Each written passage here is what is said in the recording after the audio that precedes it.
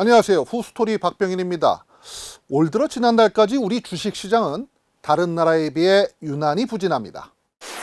올 들어 미국과 유럽, 일본, 타이완 할 것 없이 주요국 증시가 치솟고 있는 가운데 상대적으로 코스피는 길을 펴지 못하고 있습니다. 코스피는 어제부터 급락하며 연초보다 떨어져 마이너스를 기록했습니다. 오르는가 싶으면 떨어지고 또 오를만 하면 다시 급락하는 등 극심한 변동성을 보이고 있죠. 일반 개미 투자자들로선 따라가기가 쉽지 않습니다.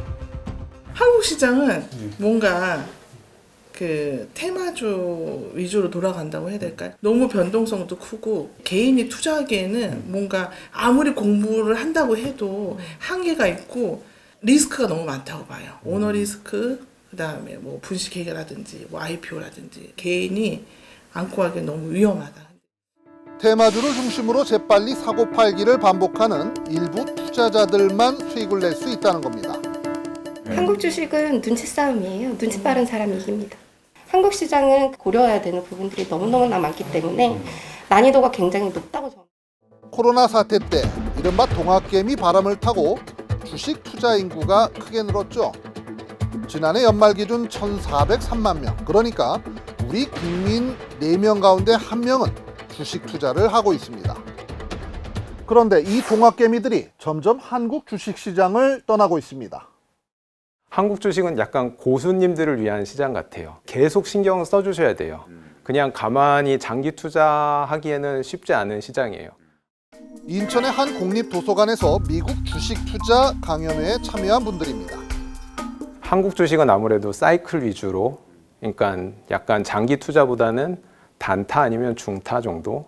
그리고 이제 미국 주식은 그냥 진짜 좋은 기업에다가 정말 마음을 굳게 먹고 꾸준히 투자를 하면은 10년, 20년 되면은 이게 생각보다 무서운 속도로 불어나더라고요. 동학개미들이 갈수록 국내 시장에 실망감을 느끼고 미국으로 눈을 돌리고 있는 겁니다. 주변에서 맨날 주식 가르쳐달라고 하시는 분들이 계시는데 그분들한테도 그냥 주식 하지 말라고 합니다. 한국 주식 하지 말라고. 그냥 맘 편하게 미국 주식을 하는 게 훨씬 나은 방법이라고 저는 항상 말씀드려요. 그리고 주식 투자에 대해 강의를 듣거나 투자 경험을 공유하는 이 MZ세대 공부 모임에서도 생각들이 별반 다르지 않습니다. 저는 한국 시장의 난이도가 매우 높은 시장이라고 생각합니다. 한국은 산업 전체 자체가 글로벌 경기를 많이 타는 산업에 속하 있고 그렇기 때문에 글로벌 경기가 바뀔 때마다 요동치는 것도 사실이고요. 10년 정도 주식 투자를 했다는 이 수강생 역시 공부를 하면 할수록 해외 주식에 더 끌린다고 하네요. 투자 성과는 어떻습니까? 국내는 마이너스고 해외는 플러스입니다.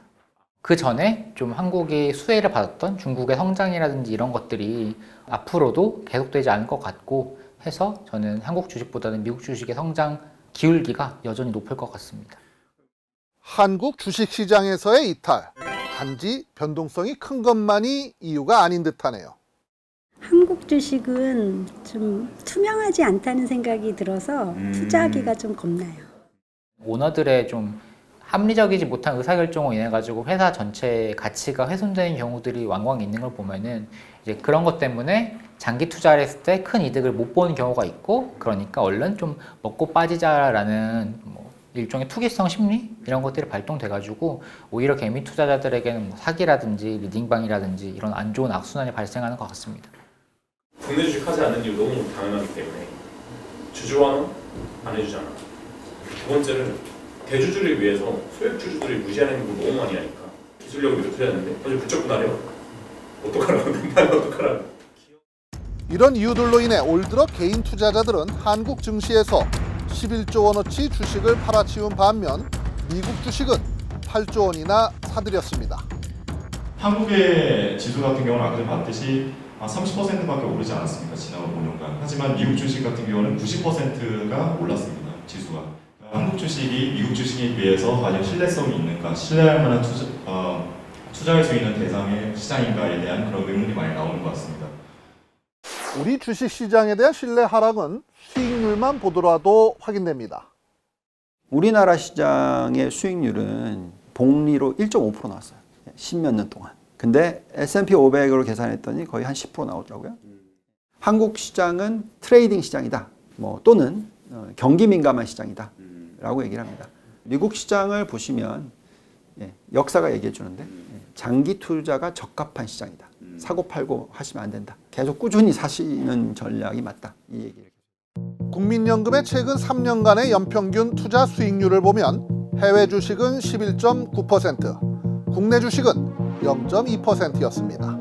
그래서 국민연금도 최근 해외 주식 매수를 크게 늘리는 상황입니다. 하지만 이와 다른 얘기를 하는 전문가도 적지 않습니다. 저는 우리 주식이 지나치게 저평가됐다고 보고 있어요. 그래서 명목 GDP 올해 아마 4% 이상 성장할 텐데요. 적정 코스피가 올 연말 기준으로 3,170 정도 나옵니다. 그만큼 우리 주가가 저평가됐다는 거죠. 세계 경제 흐름은 사이클이 있다는 겁니다. 1980년에서 89년까지는 우리 코스피 상승률이 S&P보다도 올 평균 상승률이 2배 정도 됐어요. 그 다음에 2000년에서 2009년 10년까지는요. 미국 주가가 10년 동안 제자리 걸음했습니다. 투자할 때는 군중과 반대로 하라고도 조언합니다. 미국 주식은 많이 줄였어요. 지금 10%밖에 안 되고요. 한국 주식하고 인도하고 중국 비중 늘리고 있죠. 저는 많은 사람들 따라가지 말라는 겁니다. 지금 많은 사람들이 미국 가는데 거꾸로 생각하라는 겁니다. 저는 잘 모르겠습니다. 솔직히 누구 말이 맞는지. 하지만 분명해 보이는 건 동학개미들이 국내 주식시장에 실망하고 또 불신하면서 떠나가는 현실을 보면서 우리 기업들이 생각해 볼 지점이 있다는 겁니다.